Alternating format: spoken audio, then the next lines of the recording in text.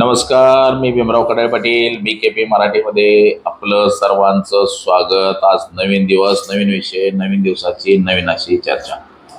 आज चर्चा घेऊन आलोय म्हणजे बघा, महाराष्ट्रामध्ये पुन्हा एकदा राजकीय भूकंप होतोय असं चित्र निर्माण झालेलं आहे। या अगोदर आपण 2 भूकंप पाहिले, 2 पक्ष फोडले गेले भारतीय जनता पक्षाकडून। देवेंद्र फडणवीस, अमित शहा यांनी महाराष्ट्रातले 2 पक्ष फोडले, तसे देशातले बरेच पक्ष फोडले, परंतु सगळेच म्हणाय हरकत नाही। पण महाराष्ट्रातले तर 2 प्रमुख पक्ष फोडले, म्हणजे शिवसेना आणि शरद पवारांची राष्ट्रवादी काँग्रेस, याचे 2 तुकडे केले। परंतु आता पुन्हा 3रा तुकडा करण्याच्या तयारीत आहे भारतीय जनता पक्ष आणि अमित शहा। शिंदे सेना आणि राष्ट्रवादी काँग्रेस सुनेत्रा पवारांची, ह्याच्यात सुद्धा आता तुकडे पाडायला सुरुवात केलेली आहे भारतीय जनता पक्षानं। म्हणजे भाजप जिथं खातं तिथं वर टाकण्या करतं, हे जे आपली जशी जी जुनी म्हण आहे तशा पद्धतीचं हे सगळं काम सुरू आहे। जे पक्ष भारतीय जनता पक्षाच्या सोबत आहेत त्याच पक्षांना नेस्तनाबूत करण्याचं काम सध्या आता भारतीय जनता पक्षाकडून केलं जाते। तर याच विषयाची आज चर्चा घेऊन आलोय। म्हणजे नेमकं हे प्रकरण काय आहे, कोण कोणाला भेटलंय आणि कोण आमदार खासदार घेऊन चाललंय, हे सगळं बाहेर पडायला लागलंय।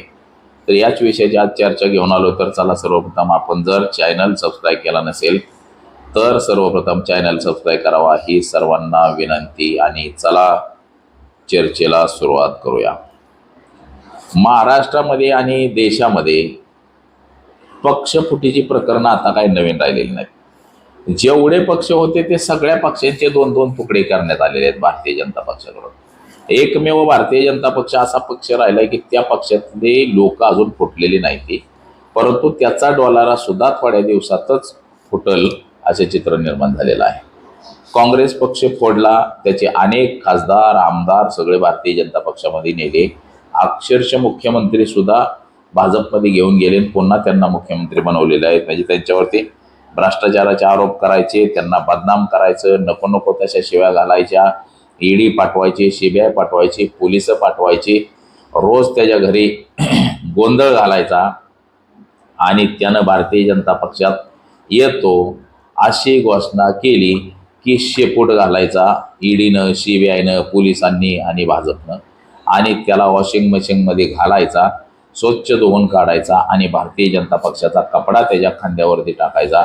कपडा खांद्यावर टाकला की ईडी बी टारा घाबरती, CBI बी घाबरती, पोलिस घाबरते, सगळ्याच यंत्रणा सगळ्या टारा घाबरते ते। म्हणजे अशा पद्धतीचं राजकारण भारतीय जनता पक्षाचं सुडाचं आणि स्वार्थी राजकारण सध्या देशामध्ये भाजपचं सुरू आहे। आता हे काय कमी बघा, उद्धव ठाकरेंची शिवसेना 22 मध्ये भारतीय जनता पक्षानं फोडली। 45 आमदार घेऊन एकनाथ शिंदे गुवाहाटीला पळून गेले आसामच्या, तिथून आले, मुख्यमंत्री झाले। त्यानंतर त्यांनी 2 वर्ष मुख्यमंत्री म्हणून काम पाहिलं, परंतु 2024 मध्ये ज्या निवडणुका झाल्या त्यानंतर त्यांचा काटा काढून टाकला भारतीय जनता पक्षानं, त्यांना उपमुख्यमंत्री केलं आणि देवेंद्र फडणवीस भारतीय जनता पक्षाचा माणूस मुख्यमंत्री केला। असंच काहीसं अजित पवारांच्या राष्ट्रवादीत सुद्धा केलं। अजित पवारांची म्हणजे शरद पवारांची जी राष्ट्रवादी होती ही राष्ट्रवादी फोडली, अजित पवारांचा गट सेपरेट तयार केला आणि अजित पवारांच्या गटाच्या ताब्यात राष्ट्रवादी दिली आणि त्या लोकांना सत्तेत घेतलं। जे शिवसेना सांगायची की अजित पवार आम्हाला निधी देत नव्हते म्हणून आम्ही फुटलो, त्याच अजितदादांना पुन्हा अर्थमंत्री भारतीय जनता पक्षानं केलं आणि सोबत घेतलं। देशाचे पंतप्रधान नरेंद्र मोदी यांनी अजित पवारांवरती जेव्हा टीका केली की बाबा 72,000 करोड का घोटाला किया है महाराष्ट्र में म्हणले, आणि 3-4 दिवसांनी त्याच माणसाला उपमुख्यमंत्री केलं जातं, म्हणजे हे दुर्भाग्य आहे देशाचं। तर आता दोन्ही पक्ष भारतीय जनता पक्षासोबत सत्तेत आहे। एकनाथ शिंदेचे शिवसेनेचे 57 आमदार आले, ते भारतीय जनता पक्षासोबत सत्तेत आहेत। 9-10 मंत्री आहेत त्यांचे, एकनाथ शिंदे उपमुख्यमंत्री आहेत। राष्ट्रवादी काँग्रेस अजित पवार यांची राष्ट्रवादी ही सुद्धा सध्या सत्तेत सहभागी आहे आणि त्यांचे सुद्धा 9-10 आमदार हे मंत्री आहेत 41 आमदारापैकी, आणि सुनेत्रा वहिनी ह्या स्वतः उपमुख्यमंत्री आहेत. आता हे सगळं असताना सुद्धा यांच्यामध्ये गटतट निर्माण केल्यात. जसं राष्ट्रवादी काँग्रेसमध्ये प्रफुल्ल पटेल आणि सुनील तटकरे ही मंडळी तयार केली, असंच एकनाथ शिंदेच्या शिवसेनेमध्ये उदय सामंत, तानाजी सावंत अशी मंडळी, नाराज मंडळी ही तयार केलेली आहेत. एकनाथ शिंदेला पर्याय उदय सामंत आणि सुनेत्रा वहिनीला पर्याय सुनील तटकरे, प्रफुल्ल पटेल असं भारतीय जनता पक्षामध्ये तयार केलेलं आहे. आता हे जे सांगणारं जे सगळं वादंग उठलंय, ह्याचे राष्ट्रवादी काँग्रेसचे 22 आमदार आणि एकनाथ शिंदेच्या शिवसेनेचे 20-22 आमदार असे घेऊन हे भारतीय जनता पक्षामध्ये जाणार आहेत. तर त्याचा दस्तूर खुद्द रोहित पवार यांचाच व्हिडिओ आपण ऐकूया. रोहित पवार काय सांगतायत हे ऐका जरा. एक मिनिट. बघा, रोहित पवारांनी स्वतः सांगितलेलं आहे की ही सगळी मंडळी आता भाजपच्या वळचणीला जाऊन बसलेली आहेत आणि ही आता भाजप तरी भाजपमधूनच जाणार. उगाच आपण इथे टाइमपास करत बसायचं कशाला? त्यांचं ठरलेल्यावर हे ठरलेलं आहे. 22 आमदारांचं ठरलेलं आहे. त्याच्याबरोबर एकनाथ शिंदे साहेबांचं काही आमदारांचं ठरलं. त्यामुळे ज्या गोष्टी ठरल्यात त्या आपण इकडे वेळ वाकडं बोलून हे होईल ते होईल चालत नाही. जे आहे ते आहे.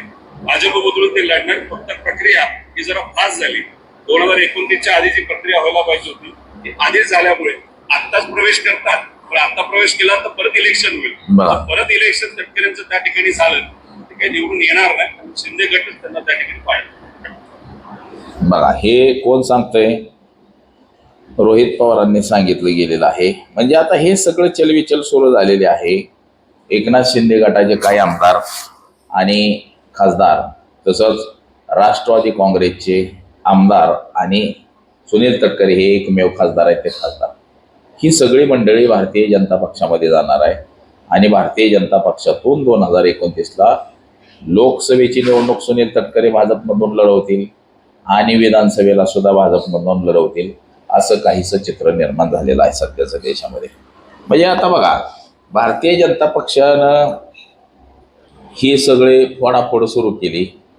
म्हणजे ज्याला सोबत घ्यायचं त्याला सुद्धा संपवून टाकायचं. भारतीय जनता पक्षाचा भस्मासूर असा आहे की सोबत असलेल्याला सुद्धा नेस्तनाबूद करून टाकते. कधी त्याला संपवून टाकलं हे सुद्धा कळत नाही. ज्या शिवसेनेच्या बोटाला धरून भारतीय जनता पक्ष महाराष्ट्रात आलं आणि शिवसेनेसोबत सत्तेत राहिलं, 35-36 वर्ष शिवसेना आणि भाजपची युती राहिली. त्याच शिवसेनेला संपवण्याचं काम भारतीय जनता पक्षानं केलं.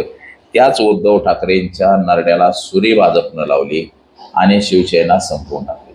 सांगितलं गेलं की काँग्रेससोबत गेले, पण भारतीय जनता पक्ष हा मात्र स्वतः MIM सोबत जातो. त्या जम्मू काश्मीरमध्ये मुफ्ती मोहम्मद सोबत जातो. म्हणजे वेगवेगळ्या पक्षासोबत, काँग्रेससोबत सुद्धा आघाडी केली. आणि तोच भारतीय जनता पक्ष सांगतो की काँग्रेससोबत शिवसेनेनं आघाडी केली आणि शिवसेनेनं हिंदुत्व सोडलं, असं म्हणून उद्धव ठाकरेंचा पक्ष फोडला. एकनाथ शिंदेंना सोबत घेतलं गेलं आणि एकनाथ शिंदेच्या माध्यमातून शिवसेना फोडली. आता याच एकनाथ शिंदेची सुद्धा शिवसेना फुटताना एकनाथ शिंदेचा तिळतिळ जीव होतोय.